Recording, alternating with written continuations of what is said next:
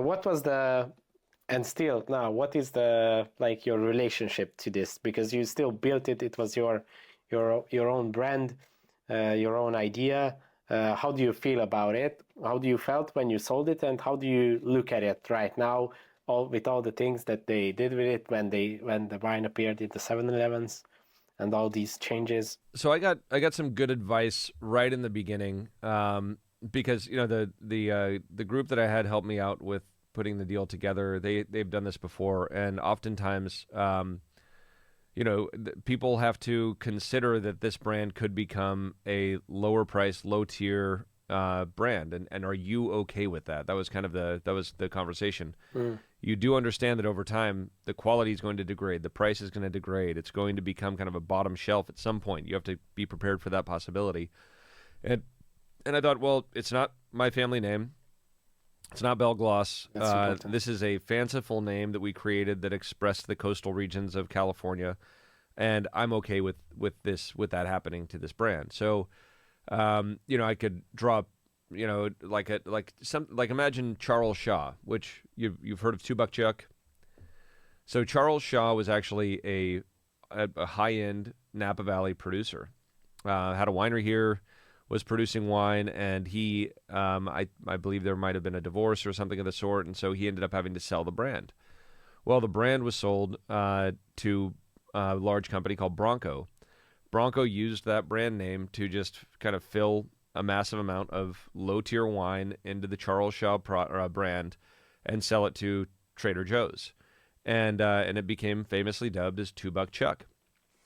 And, so that's kind of where you think, okay, well, that's if there was a wine brand called Joseph Wagner, I would be very concerned about selling that brand, right? But if it's something like that's so disassociated and so easy to disassociate from the brand, and we had already kind of like separated the packaging, they're very individual in their own right, nothing really connected it back to Belgloss.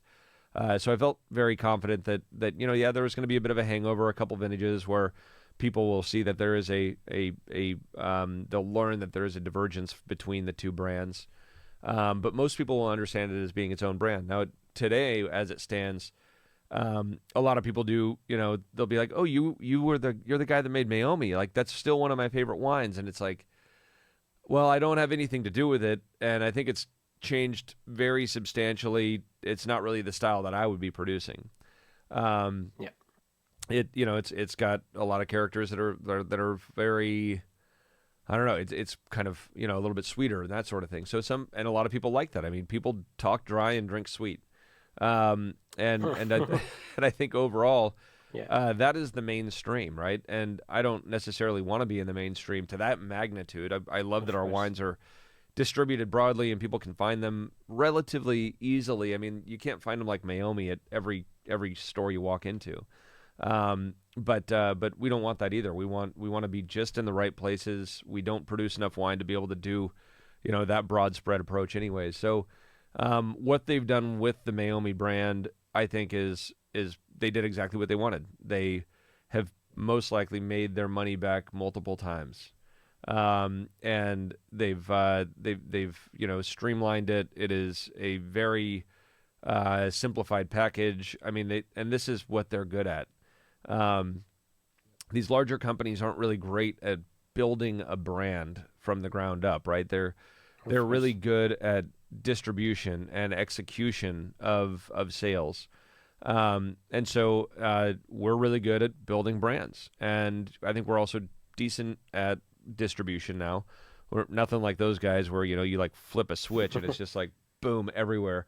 But I do think for what our needs are, we do a good job of it, and it keeps us focused. So, if you're fortunate to be able to build a brand to that level, you have to look at yourself in the mirror and say, is this what I got into this for, and where is it going to take me?